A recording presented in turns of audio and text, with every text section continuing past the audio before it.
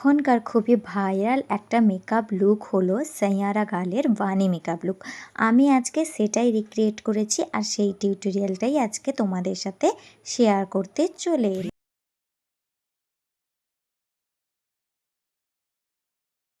প্রথমেই আমি এখানে ফেস ক্লিন করে নিয়েছিলাম এবং টোনারটাও অ্যাপ্লাই করে নিয়েছিলাম, যেটা ক্যামেরাতে ক্লিক করা হয়নি। তারপর আমি এখানে ময়শ্চারাইজার ইউজ করে নিচ্ছি।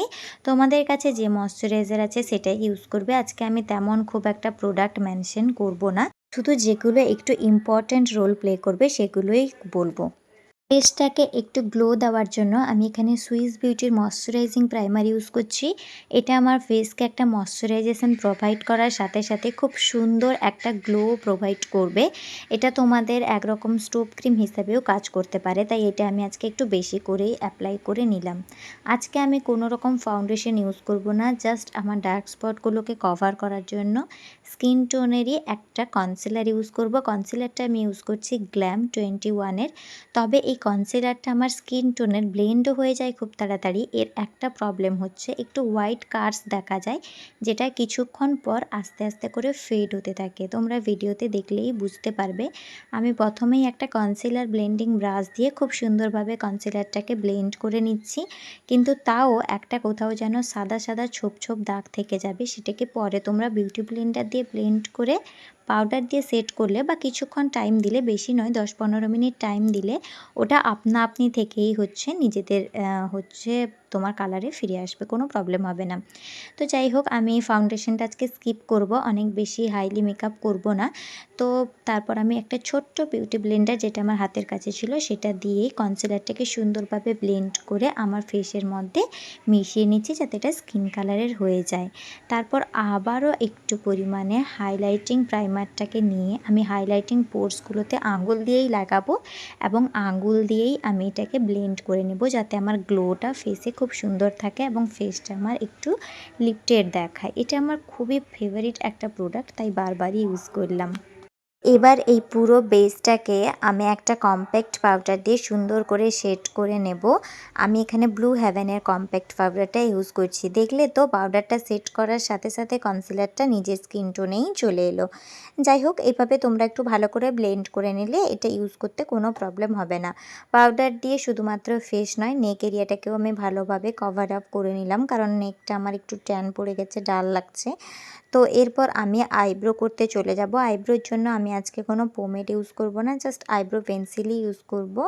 সুন্দরভাবে আগে স্পুলি দিয়ে আইব্রোটাকে কোম করে নেব, দেন পেন্সিল দিয়ে ইউজ করে নেব।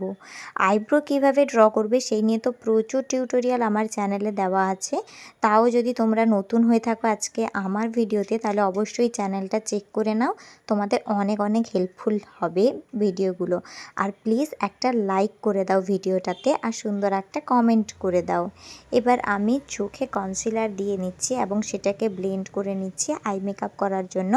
আজকে তেমন কিছু বোল্ড আই মেকআপ করব না, কারণ লুকটার সাথে কোনো বোল্ড আই মেকআপ ছিল না, একদম ন্যাচারালি একটা আই মেকআপ করব। তাই আমি আইশ্যাডো প্যালেট থেকে এই রকমের একটা ব্রাউন কালার নিয়ে নিচ্ছি, যেটা একটু অরেঞ্জের সেট ছিল।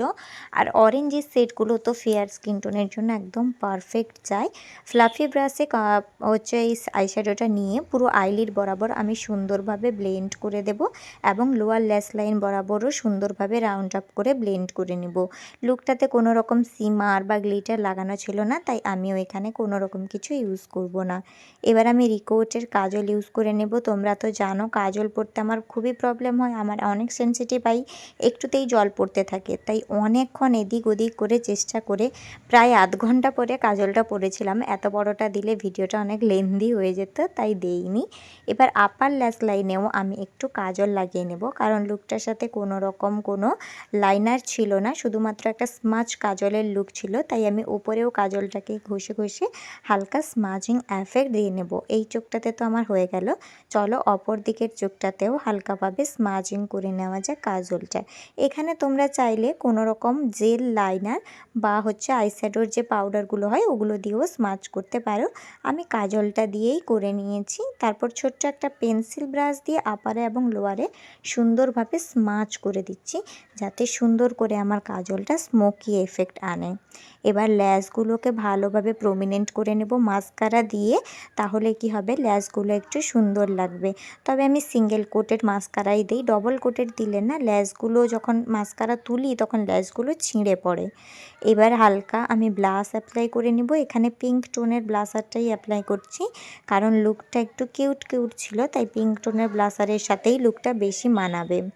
এবার অল্প হাইলাইটার ইউজ করে নেব, হাইলাইটার ছাড়া তো মেকআপ করতে আমার একদমই ভালো লাগে না, তাই সুন্দরভাবে আমি একটু হাইলাইটার অ্যাপ্লাই করে নেব। এরপর আসবো লিপস্টিকের জন্য আমি এখানে মার্সের পেন্সিল লিপ লাইনারটা ইউজ করছি। এটা খুবই ভালো একটা ক্রিমি টেক্সচারের চকলেট কালার, যেটা আমি আমার লিপে আউটার কর্নারে ভালোভাবে ড্র করে দিচ্ছি। এটা দিয়ে না লিপটা খুব নিমেষেই ড্র হয়ে যায়, বোঝাই যায় না যে কিভাবে ড্র হয়ে গেল। আমার তো খুবই পছন্দের একটা প্রোডাক্ট। তারপর আঙুল দিয়ে লিপ লাইনারটাকে ভালোভাবে স্মাচ করে দিচ্ছি পুরো ঠোঁটে। এবার আমি একটা লিপের গ্লসগুলো ইউজ করে নেব, যাতে একটু লিপটা চকচক লাগে, কারণ লুকটাতে সেই রকমই ছিল। এই যে লিপ গ্লসটা দেখো, এটা খুবই ভালো একটা লিপ গ্লস, আমার খুবই পছন্দের লিপ গ্লস।